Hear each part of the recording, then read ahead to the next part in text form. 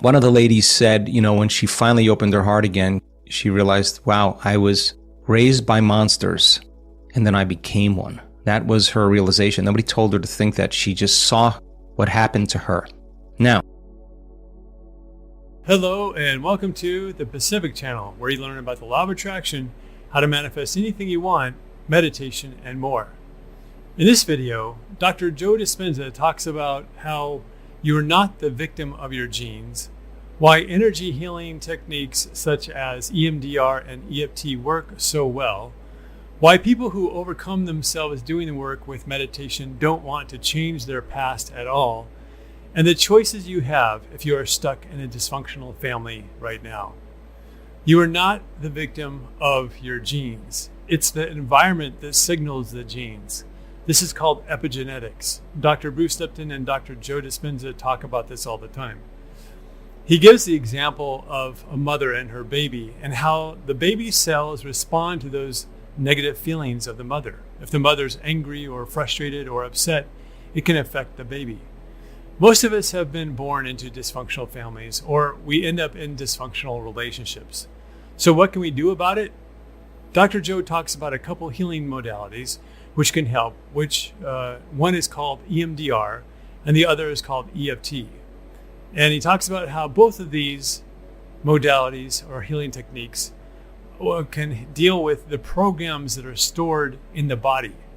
He also talks about the choice you have to deal with current difficult situations, such as living in a dysfunctional family. But without further delay, let's listen to him. there's this concept in biology where if you look at the emotional state of both progenitors, both male and female, moments to hours to days before conception, that the emotional state casts the first genetic die, both in the what's called the haploid cells, the 23 chromosomes in the sperm and the 23 chromosomes in the egg, and that 46 chromosomes actually makes the human being. So the emotional state from the progenitors is telling the seed and the egg initially what to expect in the environment that the organism is going to be in. And so the selection and the instruction of the gene from the emotion is determined whether the organism is in survival. If it's in survival, well, make sure that it's prepared for the same environmental state, chemically, organ-wise, cell-wise, hormone-wise. Better chance of survival if it adapts based on the first signal. When there's fertilization in the sperm and the egg, there's cross-linking that goes on, and there's information from both male and female that are starting the process of the development of the embryo, ultimately into the fetus. The maternal blood flow of the mother is in direct contact through the placenta with the growing fetus, and her thoughts and emotions and even her behaviors are the second signal coming from the mother, who's perceiving or at least interpreting the conditions in the environment. So once again, if there's fear, if there's anger, if there's poverty, if there's lack, if there's sadness, if there's pain, that's the information emotionally that's being fed to the child, and it will actually sculpt and mold the clay of the organism. Sometimes a smaller head circumference, a smaller frontal lobe, larger adrenal glands. The body adapts for that environment. If the child is raised in, or even conceived for that matter, instead of the flesh, but of an elevated state of the spirit, then there's a different selection and instruction of genes, and the same happens to be for the pregnant mother, influencing the growth of the child. Now, it isn't so linear that, one stress response or a difficult few weeks has such a profound effect, but you get the idea that the exchange that's taking place biologically from the mother to the child also is preparing the child for the same environmental conditions. It's called genomic imprinting. After partition, after birth, then there are certain programmed gene expressions that we come preloaded with about our body size, our body shape, our eye color, all that stuff, hair color, all these things, height, weight, all these things are just the kind of map of a combination of both parents. Maybe there's a dominant gene from one parent and a recessive gene from another. Maybe there's two dominant genes from both parents. You get the idea that you come with a little bit of programmed gene stuff, but then the environment then has a strong play in our own personal development. So The challenge becomes then that we are raised by the very people that have contributed to us genetically. And because of mirror neurons and because of the state of the brain in the infant is gathering information from the environment through the mirror neurons to know how to behave, to know how to act, to actually model behaviors. And the mirror neurons are empathy neurons. And so it's not what you only say to your child, but it's how you show your child you're behaving. And the child is picking up in a very, very lucid dream state what reality looks like, and they will actually model behavior. That's why the terrible twos is the terrible twos. And if you yell at your kid from the time they're 1 year old to the time they're 2 year old, and you tell them to stop, and you're treating them a certain way when they turn 2, they've just learned that behavior, and they're showing you what you look like when you're upset. And that's just an immediate example of how the environment begins to, once again, select and instruct the genes that we've been given from our parents. So if there's dysfunction in the family, and that's the basis for what the child knows to be the way to be, then it's completely understandable then that those programs tend to be encoded subconsciously. In other words, when the child's brainwaves the first 7 years of their life are in delta and theta and even alpha, low-level alpha, all the information's going in as the truth. It's going in unedited.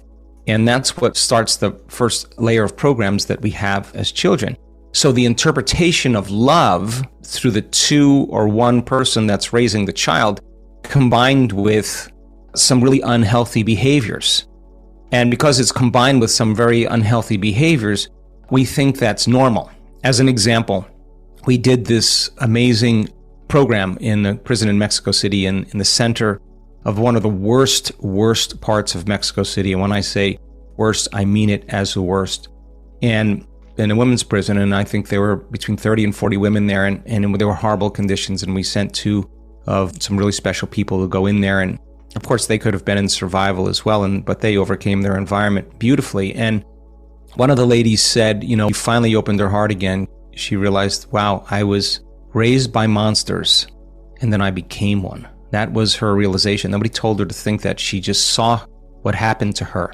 Now, one of the beauties of who we are as human beings is that on a certain level, we negotiate the conditions in our life for evolution before we take on a body, and we negotiate on some level who we are in terms of our genetic predispositions.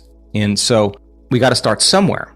And so as the person begins to become conscious and awake, and they start realizing, wow, this isn't love, being treated this way, being manipulated this way, being dysfunctional in this way, living in this environment really isn't what the definition of love that I'm searching for is.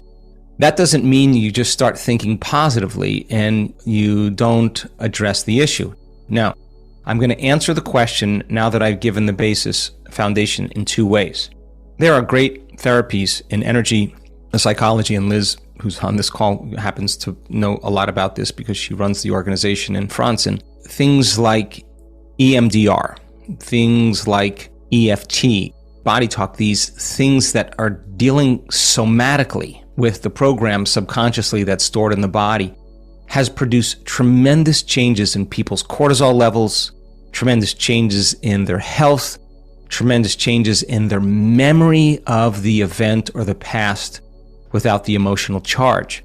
And as an example, EMDR is a great way to consolidate those memories and turn them into wisdom, to look at them and see the charge that goes along with them, and then through a process of doing a few things, in time you begin to lower the volume to that emotion, and you get to see your past through a different lens, and that's when you begin to change. Now, some people need that kind of help, and yet by the same means, in the work that we do here, a lot of people, have to come up against a lot of past memories and a lot of dysfunction that seems very confusing. Now, you never hear me say, go to the past event and analyze it. I will never tell anybody to do that because I know it doesn't work. What I do know that works, as I said to Matt, is to overcome the emotion.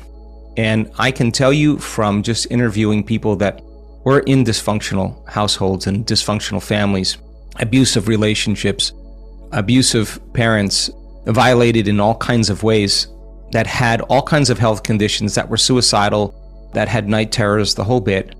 They hung in there.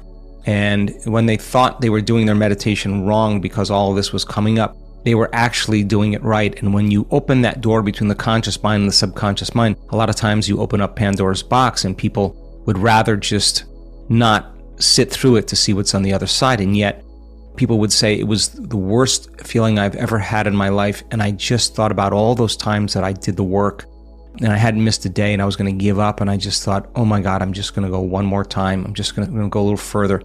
And that's the end right there. That's the edge of what they know. And the unknown just seems to be a whole lot more scary, but they can't cling to the known any longer, so they let go. And the words that they use is, my heart blew wide open. It was like my heart exploded. These are words that they use, and they look back at their past, and for some reason, they see it like it was exactly the way it's supposed to be because it brought them to the present moment. In fact, they don't want to change anything in their past because they gain the understanding at that point, and that's the moment their disease goes away. That's the moment they have nothing but love for their betrayers because they were part of what they needed to learn to get to this elegant moment that they had never felt before in their entire life. That's when it becomes instrumental. Now, that's the antidote, but by the same means, if you're living in conditions with a dysfunctional family, you have the same two choices. You either get professional help to have somebody who's outside the culture of the family to help the family in a certain way to change. Every single one of them has to change in the dysfunctional family. The responses, the behaviors, everything has to change. You need someone who's outside the culture of the family to be able to do that. And that's point one. The other point is you got to ask yourself, what is loving to me? And this is an important question that we all have to ask. And when we ask the question, what is loving to me? If living in a dysfunctional family brings you pain and sorrow and suffering every single day, and you can't get the help that you need, and you're an adult that can make a different choice, you have one of two choices. You either work on mastering the environment and making those changes yourself, or you separate yourself from those conditions and you have a place to go where you have the solitude to be able to gather your thoughts, the solitude to be able to change your emotional state, the solitude to be able to think about how you want to behave with your family when you're back with them. And I think that is also very healthy. Now, it's so much easier said than done because some people have limitations, whether it's financial, whether it's co-parenting, whatever that is. What I will tell you, though, based on talking to enough people that have had breakthroughs in their life by changing themselves, is that when they truly changed, when they truly decided to do the work and decided to make those changes, their response to the people in their life were different. Everything started to change. And some of those people that were abusive, some of those people that were unhappy, some of those people that had addictions or certain problems, they started to want to have help as well. They really started to really sincerely want to change also. And so by us being able to monitor our responses and our habituations and reactions to those conditions, it takes a tremendous amount of, as I said, energy and a tremendous amount of presence to be able to do it. And so there is very, very deep roots that we have to family. And it's a fast path to enlightenment because family at certain times shows us or reflects to us things about us that are very close to us. And gosh, if we can love our family in a healthy way, or we come from a loving family, we're super lucky. But many people have very challenging and difficult situations. In making the choice for change in any way that you decide to do it is laying down the familiar known, the abuse, the conditions that seem to never change, even though the person wants to change, they just can't help themselves. And sometimes they need help. And so consider both options, either getting help from outside the culture of the family or really isolating yourself from those conditions, or at least work on having a place where you can go and change your state and change your response and see if that changes. And give yourself a period of time. I'm going to try this out for a month. It's an experiment. And if it doesn't change sincerely, and mark that date as an important date, then you got to make a better choice. You got to make a bigger choice. And I think just from my own observation and my own experience, if you do decide to make a different choice and step out of the known into the unknown, I think everybody benefits from it, even though there's a little chaos and a little disorder up until that point. It's interesting to note that Dr. Joe would never say to go back and analyze past trauma and negative events, because that doesn't work. But with a healing modality like EMDR, which stands for eye movement desensitization and reprocessing, or EFT, which stands for emotional freedom techniques, you can heal the emotional pain from past events.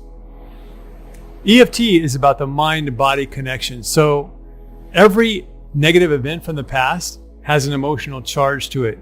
And whenever you do EFT, what it does is it helps you remove that emotional charge almost instantly. It's really quite amazing. EFT can remove all of the emotional pain and leave you feeling emotional freedom, hence the name Emotional Freedom Techniques. The bottom line is that we must forgive those who betrayed us in the past. We must forgive ourselves, and we must forgive the event, the circumstance, or the situation of what happened to us. It's happened to all of us. That's the work.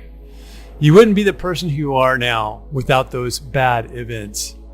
You can use tools like EMDR and EFT and meditation to do that, so that one day you too can feel and really mean it that you have nothing but love for your betrayers.